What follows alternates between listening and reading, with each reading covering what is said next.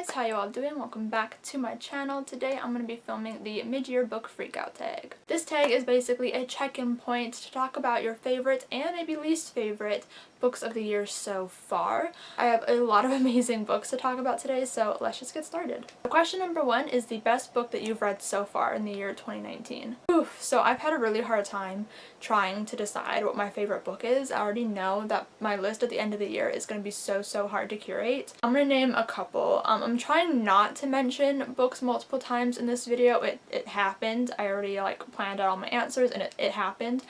But I'm going to try to limit it, so I'm only going to talk about 2 out of the possible 4 options that I could talk about. So let's just go ahead. So the first one I'm going to talk about, Queen of Air and Darkness by Cassandra Clare. This is the 3rd and final book in the Dark Artifices trilogy, and I absolutely adored this book. It was a complete 5 out of 5 stars. It was just so intense and magical, and I loved seeing our characters grow and evolve and see what happens to them at the end. For me, being disappointed with the second book, Lord of Shadows, to absolutely being captivated by this book, I really enjoyed it. So this is definitely one of my favorites, I would say. And the other one, John is gonna yell at me for this, but Define Me by Sahara Mafia. This is the 5th book in the Shadow Me series, and a lot of hardcore Shadow Me fans don't like this book, but I absolutely loved it, so I know at least Peyton will agree with me. But this book, I don't know, guys.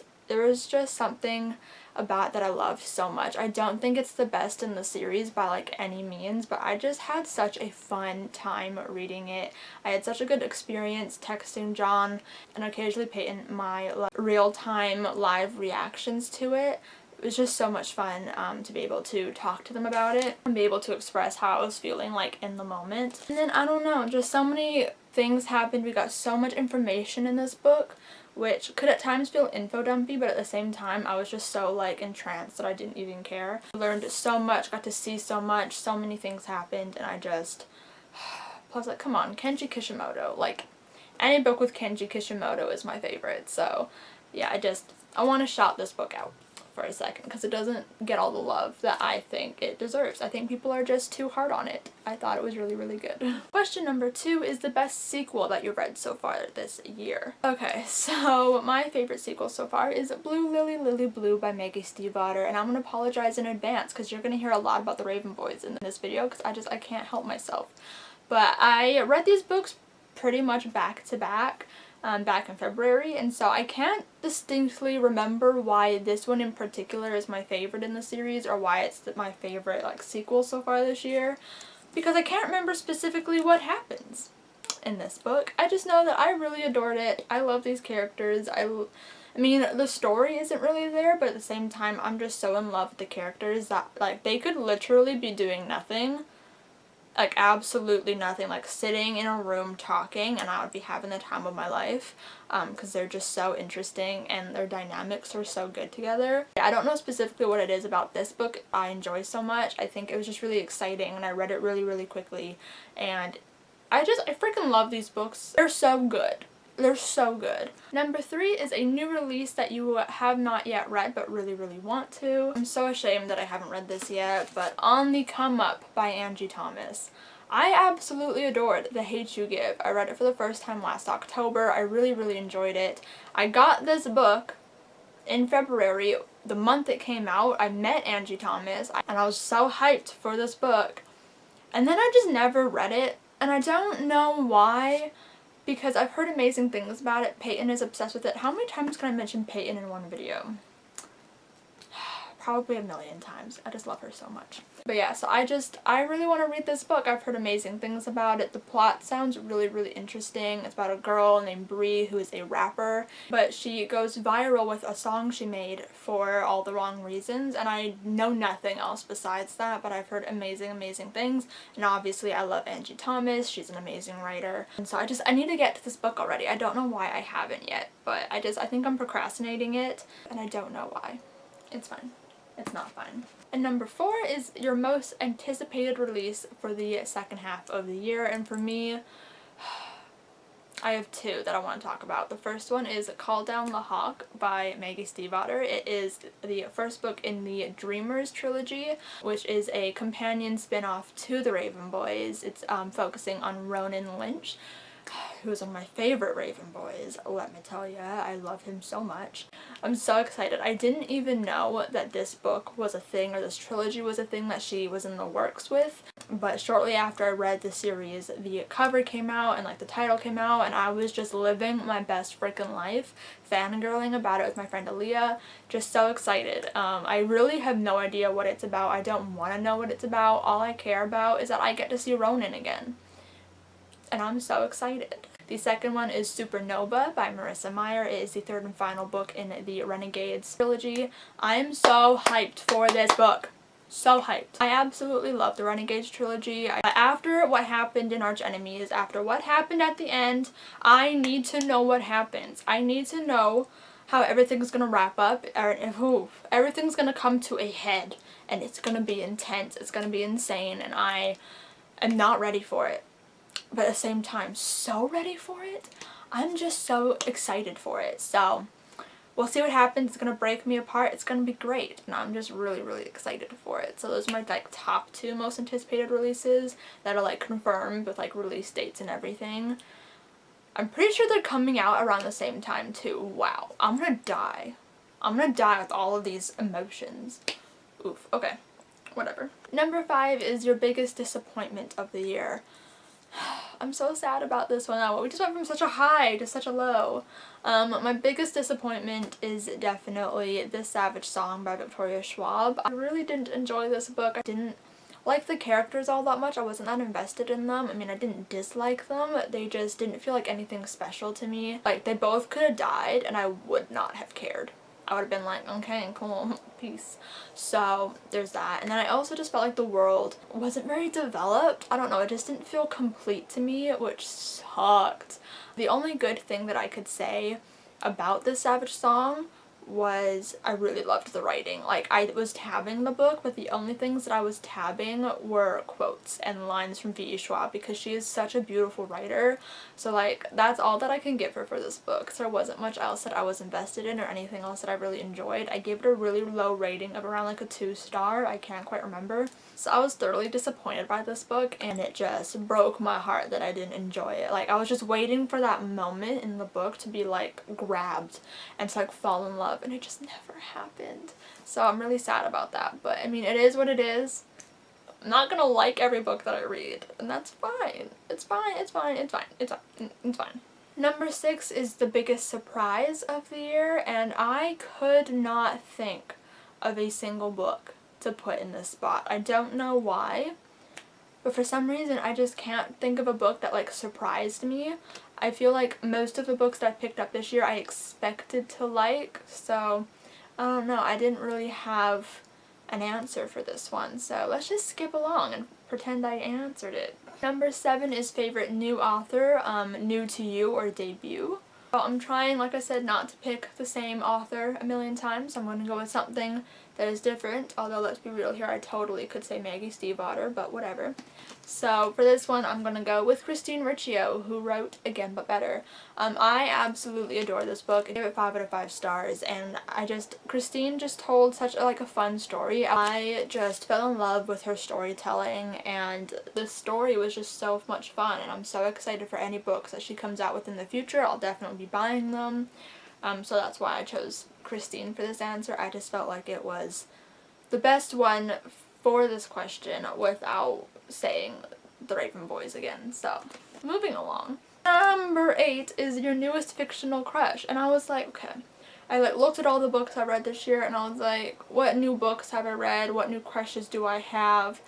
And there are just none that I feel more passionately about than Gansey from the Raven Boys. I'm in love with Gansey. I love him so much. I don't know what it is about him, but he's got some amazing lines. I love his personality. Just everything about Gansey is my favorite, and I want a Gansey for myself. I want a Gansey. I love Gansey.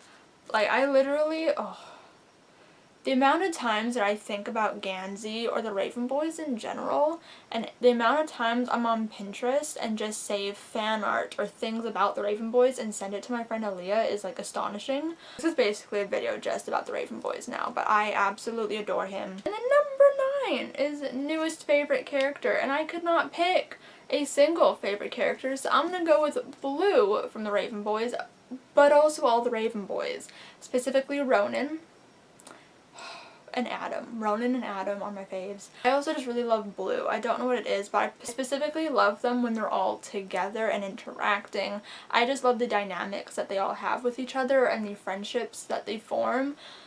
Especially since like Blue was totally against Raven Boys. She was like, I never want to associate with Raven Boys. I've stayed away from them my whole life. And then she all of a sudden becomes best friends with 4 of them, and it's just the best thing ever. Okay, this is one of my favorite friendships I've ever read about in a book series or like a book in general, and I love all these characters so much, and I could not pick between them, so I just love them all. And you're just gonna have to deal with that as my answer, okay? I'm not changing it.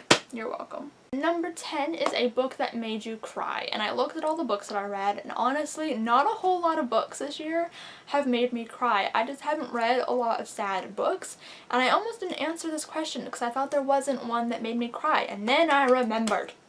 I'll Be There For You, the one about friends by Kelsey Miller.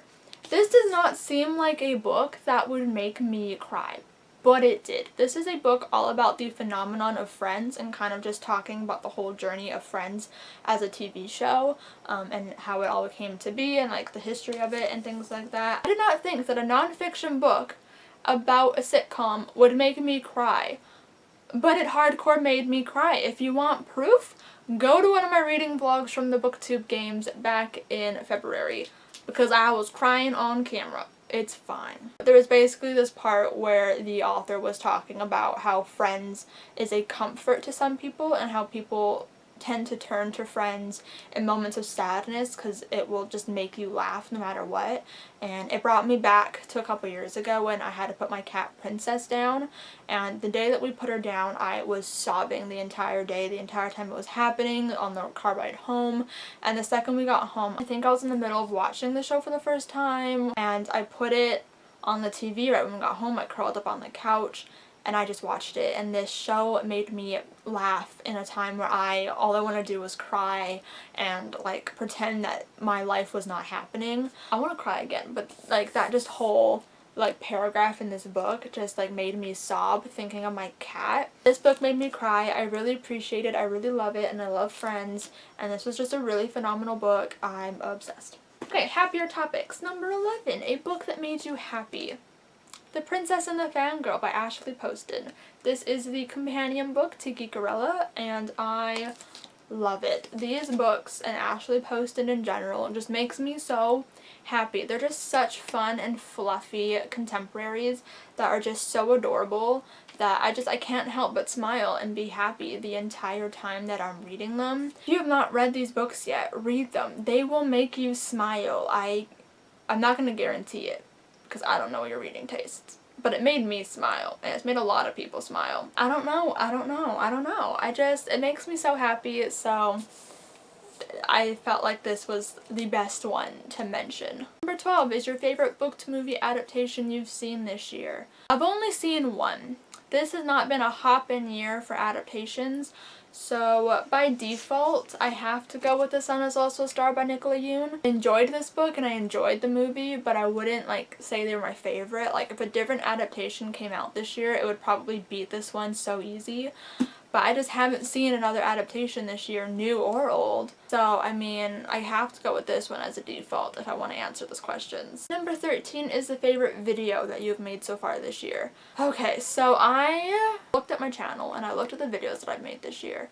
And there were 2 specifically that stuck out to me. The first one is my updated how I tab and annotate my books video. I did this a few months back, and I'm really proud of it because I went really in depth with how I annotate my books and kind of like talked about it a bit more and more clearly than I did in my previous videos on the topic, and I really love it. If you guys have not seen it, please check it out. I'm obsessed with it. I'm really proud of it. So that's the first video that I thought of. And then the second one is my reading vlog for when I read Again But Better. I called my Again But Better obsession a weekly reading vlog, and I was just so happy and so excited about it, and I put some reactions in there, some non-spoilery reactions for you guys who haven't read it yet. I don't know, I just thought that was so much fun. In general, I've really enjoyed all of my reading vlogs this year, and I want to continue to do them. I'm just not at a point in my life right now where I have time to do it or where I feel like doing it. So definitely check out all my vlogs. I have a playlist for vlogs down below if you guys want to check